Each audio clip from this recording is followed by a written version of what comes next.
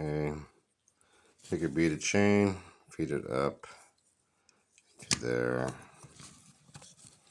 Set it into the first cog. And take your pencil, rotate the pencil around until that comes all the way back. I'm going to have to do a little bit more so you can grab it.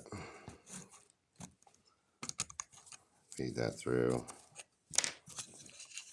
and then you can pull it.